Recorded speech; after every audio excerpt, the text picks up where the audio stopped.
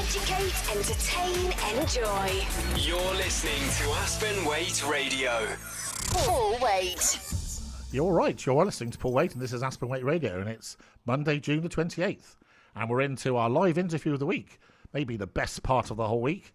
And this week we have the very engaging and charismatic Sean Ellingworth. I couldn't think what to call you then. So good morning to you, Sean. Good morning, Paul. And of course, all you lovely listeners had the benefit of an extra 15 minutes of Sean today. So that was good. Yeah, it's always nice to have a buddy when you're doing stuff. You see, I didn't want to do the news on my own anymore. So if you need something to do every Monday, we can hang out, and do the news. So so who is Sean Ellingworth? So one of the things I really like about my job, I'm not quite sure what that is, by the way. So, but bit like Sean's sort of a, whatever she said, sort of a scientist. I'm sort of a businessman. So, obviously with multiple schizophrenia and multiple personalities and lots of different things to do, one gets to meet lots of people. So, every Friday now for over a year, I've done a show on a Friday with Great British Expos, who are great friends and partners of Aspen Waite, and I think it was 3 weeks ago, wasn't it, Sean? I think it was, yeah. Yeah, 3 weeks ago. Every now and then, I say I don't mind saying this. Every now and then, because of course I can't see all the people in the crowd anyway on my screen, but on this particular week, I could actually see Sean's face, which was also helped because you did ask a couple of questions, and sometimes you just look at someone and you think, oh, you're interesting, And we were discussing this in a chat Sean and I had last week, maybe tips for you people out there, in terms of, how you can maximize opportunities. Because I think everyone in life gets opportunities, and it's not whether you get them, it's what you do when you do get them, so it's recognizing them and then how you go about it. I've developed a concept which I call serendipitous synchronicity, which has a whole chapter in my last book about, which is a bit like, I suppose, if we had to explain in layman's terms, how you can make your own luck. So I think the interview today with Sean would be a good example of that. So if you just go through this as a case study, obviously Sean didn't have to go on the show on the Friday. She made a decision to go on the show, didn't know necessarily what to expect. She then participated as much probably as anyone could have done in that experience, asked good questions, and enough happened over that hour to allow, I think, both parties to think, oh, that's interesting, maybe we should do some more about this, if you see what I mean. Which is the next step in serendipitous synchronicity, because obviously at that point the journey could have ended. You could have just said, oh, that was quite interesting. I could have thought, yeah, that was a nice lady, and that would have been the end of it. But no, we carry on.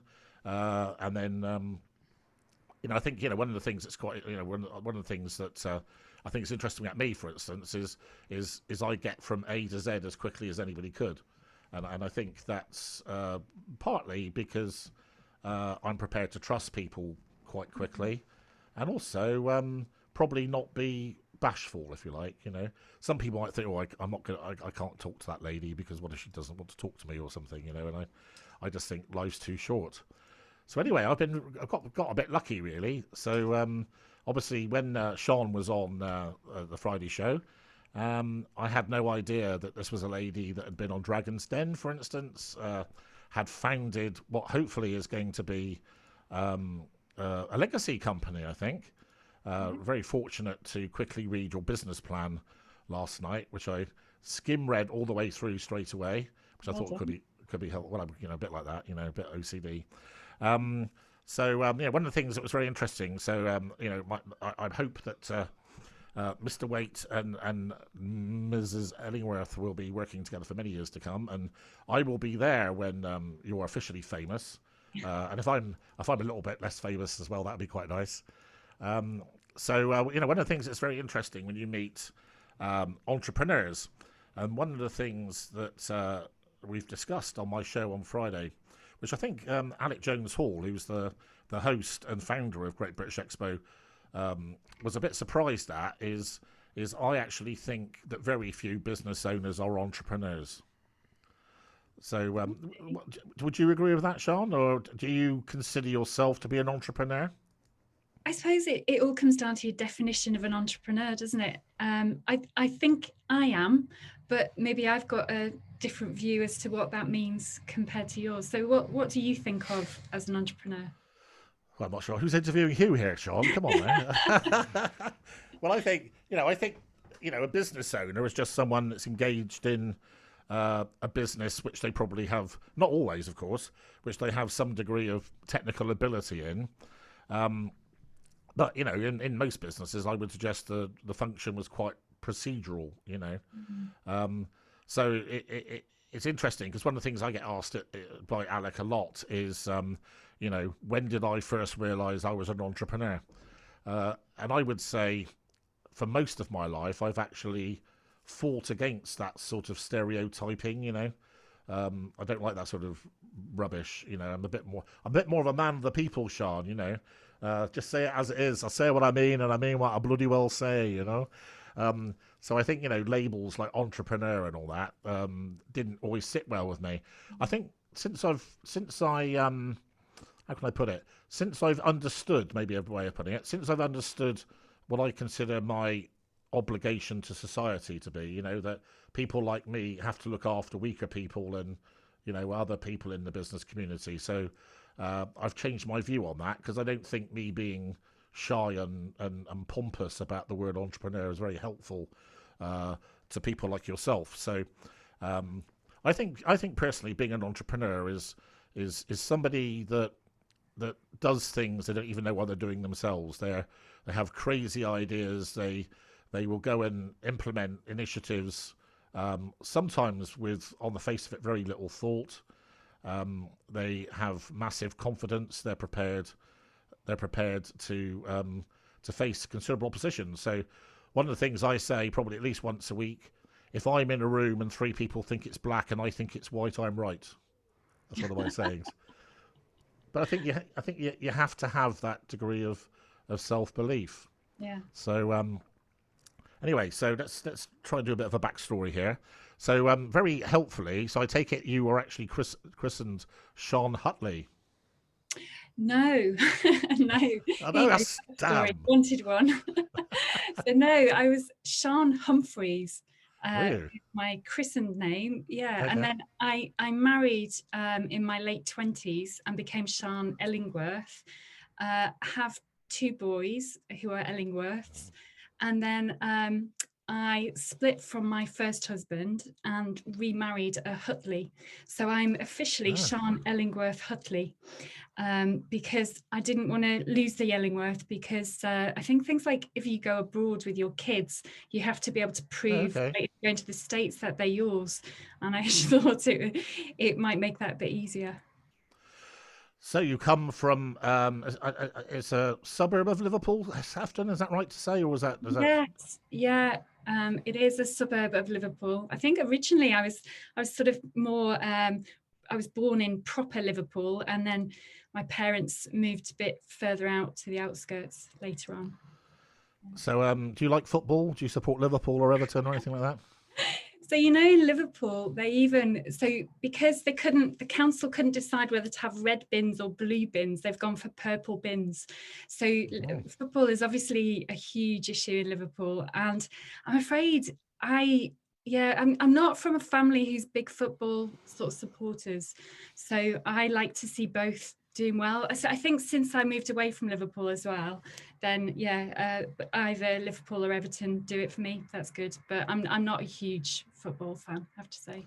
And I'm very pleased to say you don't have that sort of rather accent, which I'm sorry, people from Liverpool, I think is right up there, one of the worst accents in the world, personally. Oh, I feel like I've got offended now. Well, if you want to keep talking like to me, we could do that. I sound more like a dolphin than a person from Liverpool, I think. No, I know. I think Liverpool and Birmingham are the two accents that are generally the most reviled, aren't they? Which is a shame, because I think there's something really lovely about them, personally. Well, you probably would, wouldn't you? There we are. So what was it like growing up in Sefton? Was it a nice place were your parents nice people, middle class? Yes. So I supportive? had Yeah, very. Although two sort of key things in my childhood, which I think must have shaped me somewhat. One was I had an elder brother. He was 2 years older, and he unfortunately died when I was 5. So he was 7. So I was still at that stage where I sort of hero worshipped a bit, I think. Yeah. And then my parents, probably a large part to do with that. My parents split up when I was 10. And we moved from so we were living in Liverpool, and then we moved to Wales. So I Oh, had bad luck. No, it's a joke. Sorry, people. Sorry. Is this you just seeing how many people you can offend? I in know. one One of the morning? things I always say, I'm an equal opportunity discriminator or whatever. So whereabouts in Wales did you live? North Wales, so sort of quite Well, they're called close to- Nagogs. But it was an interesting move with a Liverpool accent, moving to Wales, and then Yeah. later when we moved. So we lived in Wales till I was 10, and my parents divorced, and then we moved back to Liverpool. And moving to Liverpool with a Welsh accent was probably even worse. So you did. You had a Welsh accent, did you? I did, yes. Lovely. Yeah. Oh, so just to make up for it, Borodar, everyone in Yeah. Wales. Very good. Of course, one of the things you wouldn't know, Sean, I'm also the King of Wales. So I I didn't was know only that. joking with my people there. I wasn't really being anti-Welsh. I just couldn't help myself. I'm just a very naughty person, basically, and I shouldn't be allowed out. So at that point, I had to have a laugh. So my guest 3 weeks ago was Sandro Forte, who was heavily stuck in the 80s and admitted to be able to sing the communards when he was 14, which was quite disturbing considering the falsetto note that Jimmy Somerville got to. So Sean has picked 3 tracks today. Sorry to have a laugh, which he described as eclectic, which did make me chuckle a bit actually, because I don't think they are very eclectic, to be quite honest. Okay. But no, so it's in the eye, isn't it? It's all proportionate. So to start off, Sean's eclectic 3, we have a song from the Specials called Ghost Town. So what is it about this song that you like? This was the first record I ever bought. So okay. It was a sort of pocket money special. I And like that. it just means something to me because it was the first proper investment in music for me. Very good. So Ghost Town. Aspen Waite Radio. Full weight. Ooh. Thank you. Yeah, it's interesting. It's an interesting track. I never really forgive the Specials for being involved with Bananarama, but that's for another day probably. So anyway, you've gone to Wales, you've survived, you've come back to the Liverpool area, and what were you like as a school kid? Were you sort of swotty, serious? Yeah, All of the above. Totally swotty, very focused on what I wanted to do with my life in terms of I was totally convinced. So I remember, or it's a sort of family folklore stroke legend that I apparently said when I was about 10, that I thought the bridge between the haves and the have-nots was education. So that's what I was going to focus on. And so I did. I was a right little swotty thing. I got moved up a year in school. Wow. But What, then, in secondary school? yeah. No, sorry, in primary school, which Yeah, I meant did too, that yeah. then. Oh, did you? Yeah. But the problem was when I got to the final year of primary school, the authorities wouldn't let me move up into secondary school early. So I ended up having to do another year and go back like with the year below me, or had been below me, had to spend a year with them, and that wasn't great, to be honest. I think they resented, that sort of swotty Sean. Yeah. Yeah, just imagine it. I have a picture Yeah. of you now. So anyway, so you went off to secondary school, and was that a conventional secondary school? It was, yeah. The head teacher had sort of ideas about himself. He used to come to assembly with a cap and gown on, Ooh, but lovely. apart from that, it was quite conventional. I think, especially for sort of, and I mean this in the best possible way, but for the outskirts of Liverpool, it was a school where I think the vast majority of people expected to go to university sort of afterwards. So I suppose maybe unusual in that respect. I couldn't possibly comment. So yeah, I became head girl. I was very focused on being head girl. Well done, that's brilliant. I did that, yeah. I have to watch And you. then it also went a bit wrong. All right. In terms of, I think I got to 17 and discovered men, or males. Oh, Yeah, and that sounds exciting. it was very exciting. It is only 9:21, Sean. So be gentle with us. Yeah, I'll tone it down slightly. Yeah. So I went on a summer holiday to Tenerife with my friends at 17, and I met somebody I ended up going out with for 6 years. Okay. And he was 8 years older than me. Okay. So yeah, it was exciting. Yeah, he was from York, so it was a long distance relationship, which perhaps explains why it lasted so long. I thought you were going to say, he came from Caracas or something for a minute, but No, not that exotic. Anyway, so I take it at some point during your school career, you decided that, or it was obvious you were good at science. Because did you do biochemistry at university? Is that right? Well, I actually went to do dentistry initially. So first of all, when I said it went a bit wrong, I'd applied to do dentistry at Newcastle University. Then I didn't get my grades. I totally bombed out. In fact, my grades spelt deed. So yeah, that wasn't. Dead would have been better, wouldn't it? Yeah. So then I had to resit my A-levels to go and do dentistry because I was quite fixed on doing that. And then I got to do dentistry at Newcastle, and then sort of discovered, first of all, I discovered that Newcastle University was a lot of fun, and it was more fun than just going to my lectures and doing lots of work. So I think I was friends with a group of us that all lived together, and we all failed. So any friends who were doing medicine and dentistry, we all failed together. Fantastic. Yeah, well, we were benchmarking against each other. That was the problem. Oh, okay. Right. So yeah, so I felt that, and then I had a choice to either go and do dentistry somewhere else. I think Birmingham would have taken me, or to do biochemistry and stay at Newcastle. So that's what I did. So how many years were you at university altogether? So 4 years. So I did the year of dentistry and then 3 years of biochemistry. It's just an excuse to doss around for another year, really, wasn't it? I have to say, I say this as someone who sort of enjoyed. Let's say I enjoyed going to university. I think the educational side was sort of secondary to the overall pursuit. Certainly perfected my dancing and drinking ability. That's for sure. Where did you go, Paul? Cardiff. Oh, yes. Yes. King of Wales.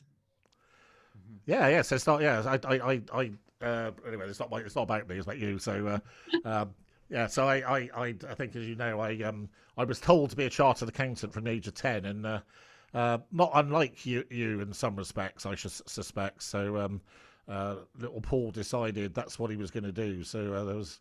I researched all the universities, and I'm actually for lots of reasons, I'm very pleased I went to Cardiff, not least because the course I took is incredibly useful in all sorts of ways you would never think, actually. So I'm very pleased I went to Cardiff. So you got a biochemistry degree, but from the little I know of your backstory, you didn't really seem to use that straight away. Is that right? No, I think what it did teach me, and I did a dissertation sort of in my final year, which was me and my pipette sitting in a laboratory on my own a lot. And that made it quite clear to me that wasn't what I wanted to do. I like people, I like interacting with people. I actually think dentistry would have been a really poor choice for me as well. Because you're a nice dentist, yeah, definitely. Yeah. So yeah. So I don't think either option was a good one. So I decided to go into business, and because I didn't know much about it at the time, I looked at it in a sort of way that said, okay, where am I likely to be most successful at getting a job? Because at that time the market was quite tough. So it didn't really matter that you had a degree. It was tough to get a job with that degree. So I moved. I went into the food industry because I knew that biochemistry was sort of seen in good light, and it seemed like a wise move. And because I didn't really know much about it, I thought, well, I'm moving into a manufacturing industry. I'll move into manufacturing. So I went as a production graduate with United Biscuits, who had a really good. So that was sort of McVitie's and KP crisps at the time, and McVitie's prepared foods and all sorts of different parts of the business, and Young's seafood. I went into the very sexy pizza factory based in Grimsby. So as you drive into Grimsby, it says "Welcome to Europe's food town," which I think is overstating it quite a bit, especially now. But at the time, it was quite thriving, largely because of fish. But also there was this pizza factory, which is where I was based, with my white wellies and hairnet and white coat for about 2 years in the factory there. So you were actually involved in actual production. I was, food. yeah. So how did you get into was procurement a logical development from that? Well, I quite quickly realised that manufacturing didn't do it for me, because it felt as if all of the interesting decisions had been made further up the line and we were just implementing what everybody else had decided. So I looked into other areas that I thought would be more interesting, it was quite tough to make the move, because they sort of took the view that, you know, you've come in as a production graduate, and if you wanted to move on, you had to prove yourself. You had to demonstrate that you were good enough to be moved on. But then if you started proving yourself, or when I started proving myself, they didn't want to let me go then. So it was a battle to sort of get out. But I was looking at either marketing or procurement, purchasing. And the purchasing thing just came off. The marketing one, I had a meeting with a marketing director, and it was one of the worst interviews I think I've ever had. He said to me, can you describe yourself with 3 words beginning with S? And I was just totally, I'd prepared for this interview. I hadn't prepared for that question. Well, no, you wouldn't. Yeah, he just sort of threw me, and he was a bit creepy as well. So yeah, the whole thing just didn't really come off. So I moved into procurement as a trainee buyer in packaging. Full weight. So it's the Aspen Waite Radio Breakfast Show, and it's Monday, June the 28th, and this is Paul with a special guest, the lovely Sean, all the way from Amersham, which has become quite famous recently for reasons we might have a chance to get into, depending on how much you and I talk in the last 28 minutes or whatever. So I have to say, Sean, you are by some distance the nicest procurement person I've ever met. I actually know quite a few, let's call them buyers, which obviously is nowhere near as nice a title as procurement. In my experience, buyers tend to be people who are quite sort of almost ruthless. So I'll give you an example. I used to be quite heavily involved in sort of construction and waste along the south coast, and you'd have, for instance, the buyer of a large construction company that might have used 40 lorries from a certain company every day for a year or years, and then one day would say, well, the price is now 30% less, for instance, take it or leave it, and off they go down the road or whatever. Just found buying a bit cutthroat, to be honest. And I've never seen the need to do that sort of thing. And when I was at United Biscuits initially, I moved to Heinz, was there for several years after that, and I was there one of their, if not the sort of top performing buyer for many years, and I never felt I never had to resort to those sort of tactics, because you don't. And if you are fair with people, then generally they're fair back. And I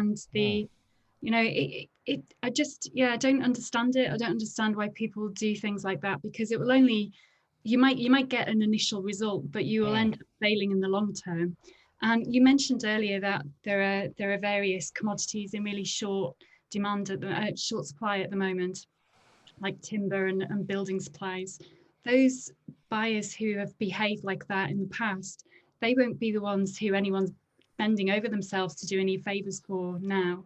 So, they'll come unstuck. Good point. I like that.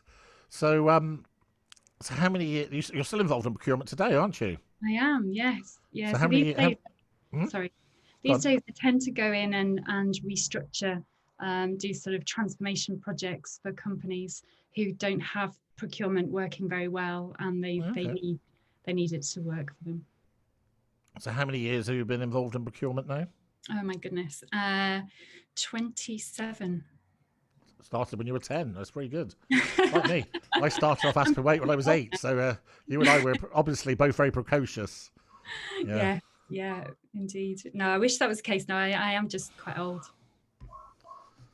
Well, there's a saying, isn't there, about old? But certainly with me, I'm like a 8-year-old child trapped in an old man's body. I am. But I make the most of it as much as I can. It's true though, isn't it? That as you get older, you realise that you don't feel any different. You just feel the same as you ever did. You're just in a different or an aging body. Yeah, but so just being deep for a minute. I mean, the time where I most lose complete track of my actual age is when I'm cycling. So I used to cycle hundreds of thousands of miles, and when I was cycling, I was like a teenager.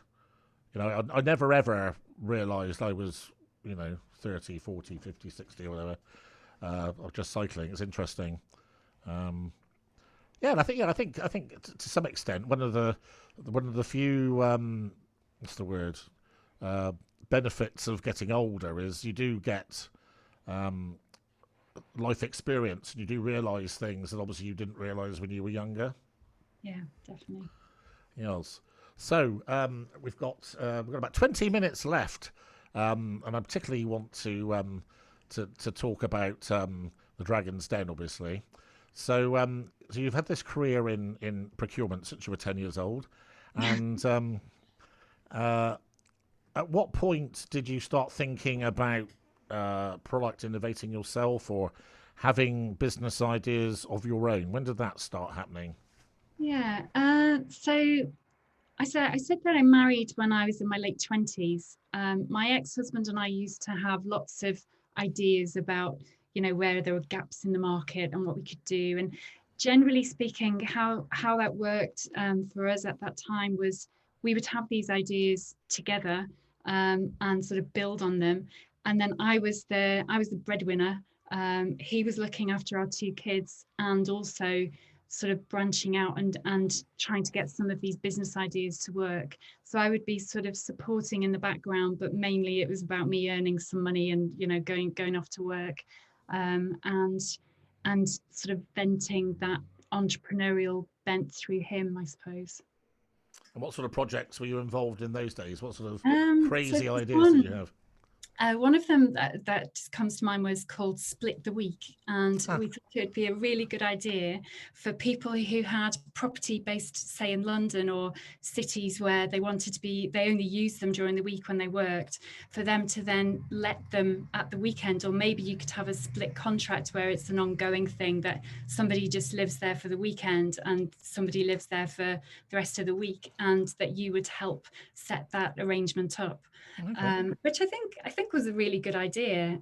Maybe it was a bit ahead of its time, but yeah, and trying to get into property in terms of, he had a business called Simply Let, which I think is along the lines of Purple Bricks nowadays. Okay, so Buddies Toothpaste, when was that born? How many years ago was that? Yeah.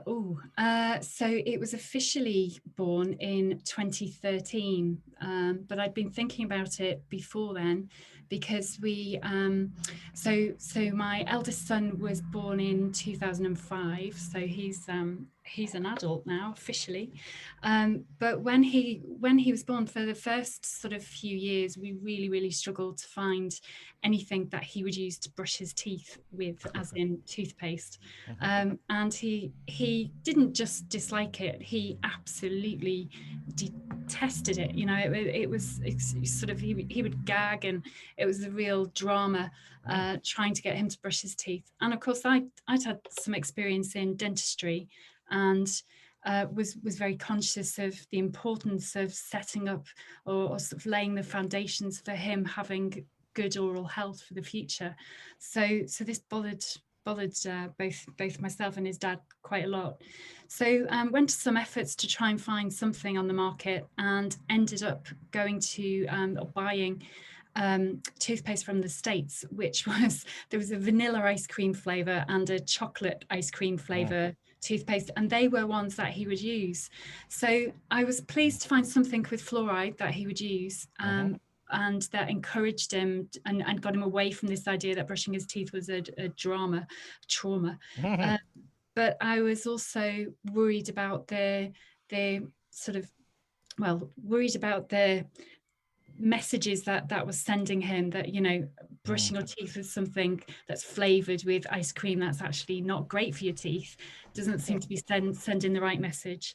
And also it was really expensive. It was like £25 for a cheap. Really? Well, by the time I had it delivered in from the States, Wow. So it just made me think, is this actually is this a general problem, or is this something very specific to us? And I was able to take advantage of the fact that I was working with Danone at that time, and so used their contacts to set up some research to find out and ask a lot of parents, a couple of hundred parents, their experience of brushing their toddlers' teeth. So I take it you did the sort of usual using savings and sort of just building a business from scratch to start with. Well, what happened was because I thought, as part of my sort of research, I will go and speak to a key retailer and find out, because I had ideas about not just toothpaste, but about creating a toothbrush that delivered, because one of the things the research had come back with was that some parents were struggling with, well, what is the right amount of toothpaste to use? When they say pea-sized amount, is that a petit pois, or is that a big fat marrow fat pea? So I thought about portion control for the toothpaste as well, and I developed a toothbrush that delivers the right amount of paste straight to the bristles of the brush. And also it was about engaging the child by having the charger was also a character and a nightlight, so they could have that next to their bed, and just something for them to enjoy and help make them want to brush. So I went with that idea to Boots, the retailer. And I think I just struck lucky, and I obviously sort of honed in on something that was important to them at that point. And so they were really keen to launch straight away. Within sort of 8 months, they wanted me to launch the toothbrush in every store, and they were keen on the toothpaste as well. And so because of that, I think I sort of I jumped in really in hindsight, and I got quite a serious business loan, so sort of 100,000 loan on the back of doing that.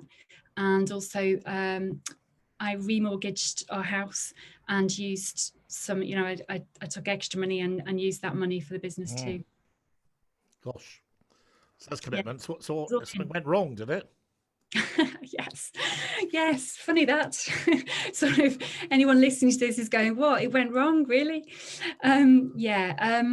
So I mean, I've got a procurement background, I've dealt with lots and lots of outsourcing, and I think I probably just didn't listen to my own advice, Paul, which is a classic mistake. Just wanted it to work so much, and I trusted somebody who was helping me, who was Chinese, because dealing in the Chinese market, which is where most electric toothbrushes are made these days. And and I think the advice I would have given myself is that I should have not put all my eggs in one basket, in terms of, I should have gone to a few different manufacturers and spoke and really made sure I was dealing with the right one, and I didn't do that. I sort of jumped in with one particular manufacturer, and it didn't work.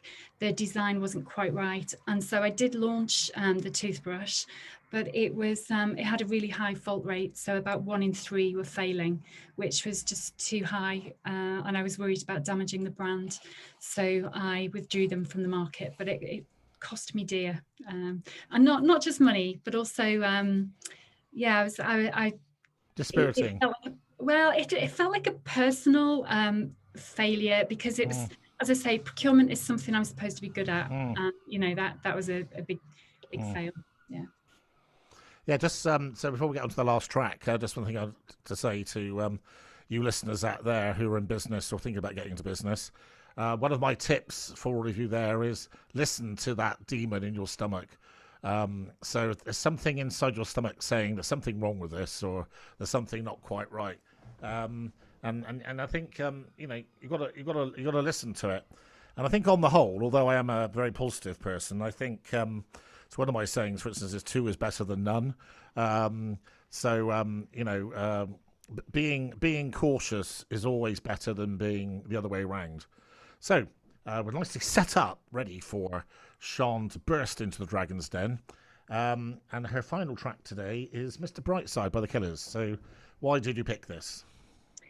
I have had the fortune to work with some really, really good people in my career, and in the past sort of 10 years, I've worked with some really brilliant teams, and one set of people in particular, this became our sort of anthem. So we would work very hard, and then we would have some really amazing nights out, and this became the one that got us all on the dance floor and dancing like mad. So I love it. I have to say it's a fantastic track. So it's Mr. Brightside. This is Full Waite on Aspen Waite Radio. That's got me all excited, Sean. I feel all uplifted now. Good. Anyway, sorry? Good. Yes. It's good to do that, isn't it? Make other people happy. So this is the Aspen Radio Breakfast Show. This is Monday, and it's June 28th. And this is Paul Waite talking to Sean Ellingworth Hutley, or Sean Humphreys Ellingworth Hutley. No relation, of course. So in the 10 minutes we've got left, so I think your story unfortunately is quite a typical one. I can relate to a lot of things you've said on your business journey. So how soon after what seemed to be failure did you decide to go on Dragon's Den? I tried to get on Dragon's Den quite early on, I think, and I filled in the application form online. It went off, and I didn't hear anything. And as you send it off, it says we get thousands or tens of thousands of these, so don't be surprised if you don't hear anything. So I didn't. And then I thought I'd try again a couple of years later. So that was probably 2017, the end of 2017, something like that. And this time I did get, and I think I did some different things. I think I made my application stand out, so I made it a bit more difficult to be ignored, I think, and that worked. So what had you done to work on the business to take out some of the things that had caused, an initial defeat, shall we say? What did you do about that? Well, actually, at the time that I went on Dragon's Den, I was still selling the toothbrush, and I thought that it was okay. I decided not to go with Boots because it felt like it was the deal with Boots was going to be entirely stacked in their favour, unsurprisingly, because of course in that the balance of power in that relationship was absolutely all theirs. And so I decided not to go down that route because it was going to cost me about $250,000 just to set up and pipe fill their store with toothbrushes. And then they were being a little bit sort of sketchy about for what period of time, but basically they would be for sale for a period of time, and then if they didn't sell enough units, and again they wouldn't tell me how many enough was, then they would basically take them off the shelf, and they would all be returned to me, and that was quite scary for me to think I could get into much further debt and have nothing to show for it, and pretty much be sort of shot before I'd started. So I decided to go down a route of selling into dentists instead. So I'd got myself a contract with a company which is the number one seller of hygiene products into the dentistry trade. So I'd done that, and I think it was at that point I went on Dragons. Okay, so tell us all about the Dragons experience. So where was the studio? Where was that in the country, actually? It was in Manchester. It was yeah. the studio used to be used, I think, for Coronation Street or something. Yeah, it looks like it could be, doesn't it? Yeah. Yeah. And it was the most terrifying experience of my life, easily. And I think as well, it wasn't just the prospect of facing the dragons, which was scary enough, but it was also because I felt that I was putting my sort of professional career as a consultant on the line to some extent, because if I completely bombed, and looked like I didn't know what I was talking about, didn't know my numbers and so on, then it was going to undermine my sort of professionalism and ability to be able to go and be a consultant, credible consultant for the people. So yes, I was really piling the pressure on myself. It was a very early start, so I think they sort of came and collected me at about 6:30 or something. Oh. Got to the studio at 7. Had to set up your. You had to arrange what you wanted it to look like, your sort of stand, like your pitch. Yeah. And then they came and approved it, put an X on the floor, showed the stand, and you went through it. But then they would sort of go, okay, miss out the first bit and just start from the middle and sort of throw you a little bit with things like that. And then there was just a lot of waiting around. But the waiting around I can do. But what was sort of a bit daunting about this was you didn't know when your turn was going to be. There was no order. So you would come and be taken at any time. And sometimes you were being taken because they wanted to, do your hair or makeup. And so you're thinking, okay, this is it. And then nothing. And then you would notice that a couple of other people had disappeared. So they'd gone. And if they once they went into the Dragon's Den, they didn't come back. So you didn't get the chance to find out anything from them. So it all felt a bit, a bit sort of mysterious, like you were literally going into a den that you never came back from. So you literally walk into the room and you've not met the dragons before or anything? Oh, they go to great lengths to make sure that the dragons haven't even seen you beforehand. So there was one point where I think I was on my way somewhere, maybe to makeup or something, and one of the dragons was walking past, and I was literally pulled into a room so that they wouldn't see me. It was very cloak and daggers. So they want them to literally have formed no opinion of you just before they see you, which is when you're literally shown on the screen for the first time. So they have screens that are removed just as you're about to do your pitch. They literally move the screens from in front of the dragons just before. Yeah, I have to say, having watched your performance, I think it was very good actually. No clear signs of nerves. Well, no, I know you were, but I've never sweated so much in my whole life. Well, I think that's just normal, as to be expected, isn't it? But it never happened to me, so it was just weird. And there was this whole thing about, what was I going to wear, which of the 3 tops that I had was I going to wear. Well, it was very clear which one I was going to wear, which was the one that didn't have huge sort of sweat marks on it. So we talked about this last week, actually. I mean, one of the things I used to watch Dragon's Den all the time, but I don't like the sort of theatre of it and the way that they will rebuke people, whereas I see the greater achievement as being there in the first place. And just out of interest for all you listeners, on Friday, literally just before my Friday show, I suddenly decided that I was going to start my own Dragon's Den show. So before my Friday show, I said to Alec Jones Hall, you and I are going to start off a Dragon's Den programme. How do you feel about that? And he said, yeah. So there we are. There's entrepreneur, you see. No thought. Literally 5 minutes before I got into the office in the car, I decide this is what's going to happen. And I've already started the process.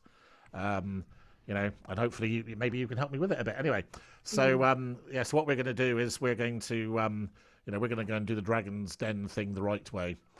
So you did a good pitch, had good empathy from the dragons. From what I could see, there was no like obvious poo-pooers. Obviously, the backstory put off the ladies, didn't it? Well, I think the way they said it to me, and I was in there for an hour and a half, although you only see 15 minutes on the show, of course. They said that they thought they didn't have anything to really offer.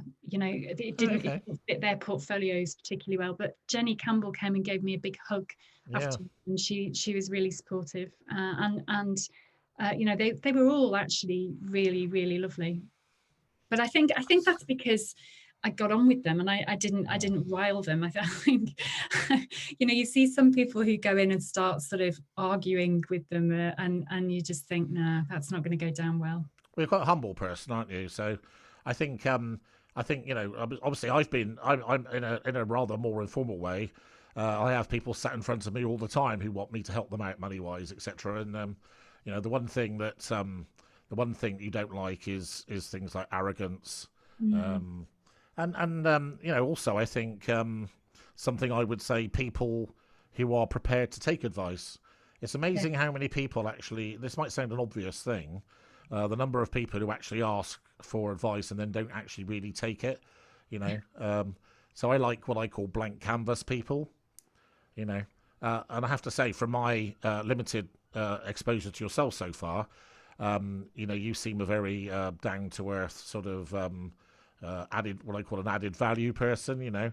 I can do this, I need some help in that. Let's go and see what happens. So we've got a minute left, Sean. So what would be really nice with you is it's a good story, this, because I wouldn't say this lightly. I think what I would certainly say, for those of you who are looking for business partners or maybe help, in a position to mentor other people, by far, to me, the most important thing in business is the people. So I don't think I would have cared particularly if Sean said she was making horse rugs or trips to Peru or something. The most important thing was the person and the vibe that came off. Now in running, at the moment, if I was doing a little study on you, you would get all the ticks because you haven't shown any resistance, etc. So I think Sian has every chance of achieving her objectives. So thank you ever so much for being such a lovely guest today. And what I think would be nice if we had you back in maybe a year's time, and we could tell everyone how you've got on and maybe how we've got on. Yes, that would be wonderful. Well, thank you, and thanks for having me on today. I've really enjoyed it. Great stuff. So that was the Monday Aspen Waite Radio Breakfast Show. See you tomorrow on This Week in History, as always, on Tuesday. And hand you off now to the news. Thanks for joining in. Thanks. Bye. Online, on DAB, and on the Aspen Waite Radio app.